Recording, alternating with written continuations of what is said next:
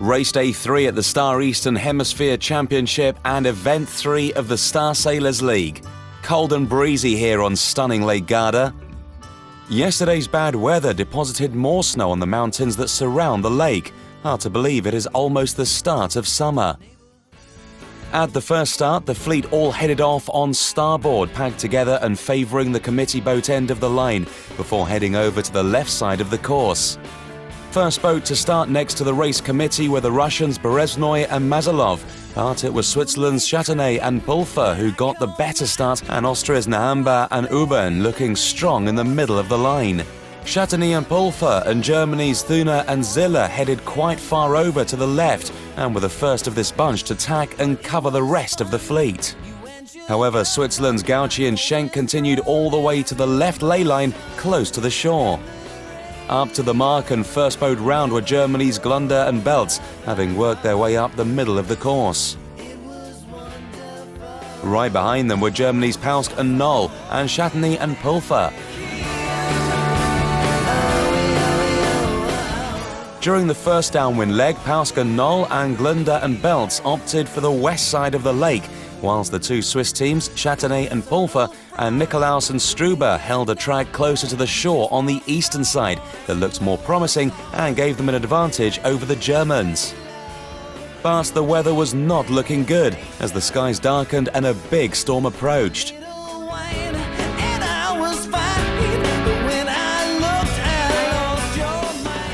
First around the downwind mark were Paucksch and Knoll, who managed to claw back the deficit they had at the start of the downwind leg and returned to the front of the pack with Nikolaus and Struber and Châtenay and Pulfer in second and third.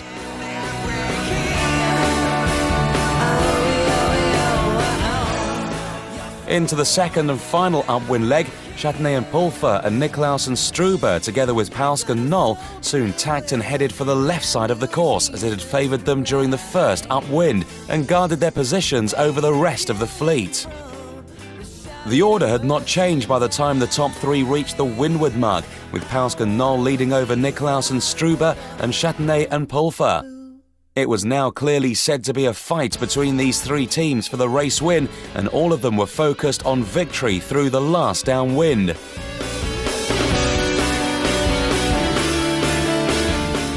The two Swiss were on the tail of Paucksch and Knoll and putting pressure on them, with Nikolaus and Struber keeping on windward and Châtenay and Pulfer sailing a bit deeper.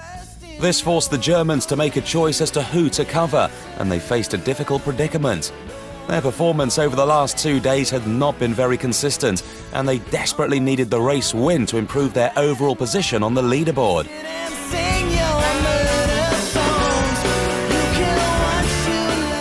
And they finally made it. The Germans held their nerves and stayed in front of the Swiss to cross the finish line with a 13-second advantage. No change between the Swiss pair, with Nikolaus and Struber crossing in second and Châtenay and Pulfer in third, giving all three their best finishes of the championship so far. In the first race, we decided to race on the right side of the lake, on the course, and we went for a deep right. Normally, when you touch the coast, you have a big shift, a big lift, and then more pressure, and then you can cross the lake, and it seems to be easy often. But today we had really bad luck on the first beat, and the choice was really wrong, so we came back with the maximum left shift and very far away from the leaders of the regatta.